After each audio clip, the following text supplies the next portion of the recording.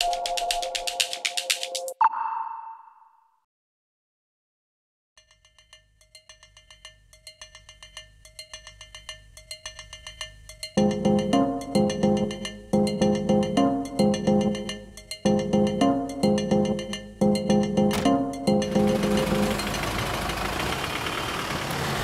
Jen Paul and we are in the Drum's very own branded taxi cab as we make our way about central London, catching people as they go from venue to venue at Advertising Week Europe. We're on our way to pick up Bob Safian, Editor-in-Chief at Fast Company, to find out his views on the key trends for online publishers. At Fast Company we produce a print magazine and we have a website and we have a mobile platform. And on the print magazine, the brand advertisers get a terrific experience. People buy the magazine for the ads as much as they buy it for the content. Even though as editors we don't like to believe that, we know that that's true. Yeah. No one says they go to a website for the ads. Yeah. And on a mobile phone, that experience is even more restricted. The publishers are following the consumers, and the more time consumers spend on their phones, the more time they'll be reading us on their phones. Yeah. I think the kinds of things that people tend to read on their phones, they tend to be more responsive to news than the longer form. But there are people who read books on their phones, they read long stories on their phones. So that transition is happening. Yeah. What are your thoughts on native advertising? Native advertising is a phrase that's used a lot today.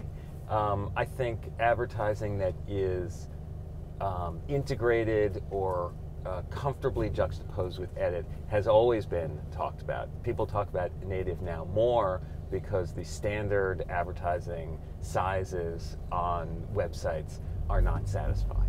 And so people talk about it as native advertising, but it's something that's been done for a long time. And we do a lot of integrated programs where advertising is affiliated with certain kinds of content.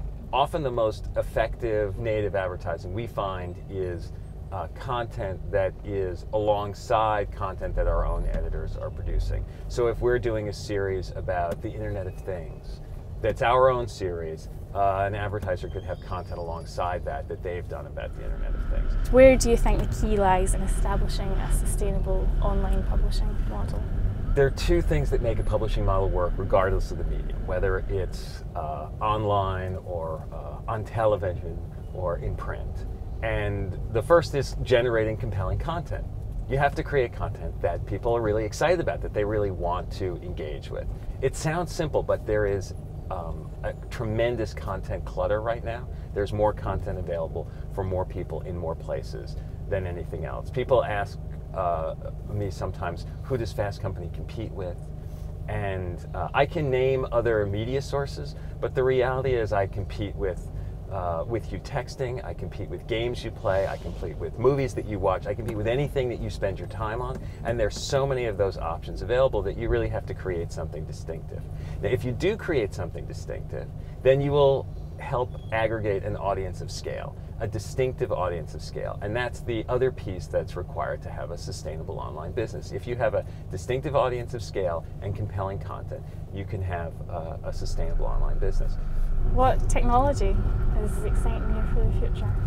I think there's a lot of discussion and investment right now in different kinds of wearable technologies, whether that's Google's purchase of Nest, whether it's the Fitbit, the Fuel Band, Facebook's purchase of Oculus Rift.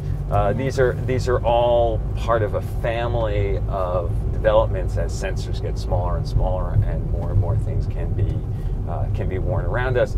Do I think everyone's going to be walking around in 3 years wearing Google glasses? Probably not. Do you own a pair, or will you own a pair? I'm not sure that you'll see me walking the streets with Google Glass, but you know, there are things. When Twitter first came out, I was an early user of Facebook. Twitter, I didn't really get it. Didn't really seem like it made a lot of sense to me. But there were others on my staff who really loved it. And now I'm a more regular user of Twitter than I am of Facebook. There's a ring that's been created for women that is connected to a phone. So women sometimes miss calls because they have their phone in their bag. It's connected to the ring, and the ring will vibrate when a woman gets a call, so that therefore she won't miss calls because the phone is in your bag. And these are the kinds of evolutions. The Ring is at one end of the spectrum, Google Glass is at the other end. I think there are a lot of these things that are being tested, and we're gonna see a bunch of new things that are coming on the market.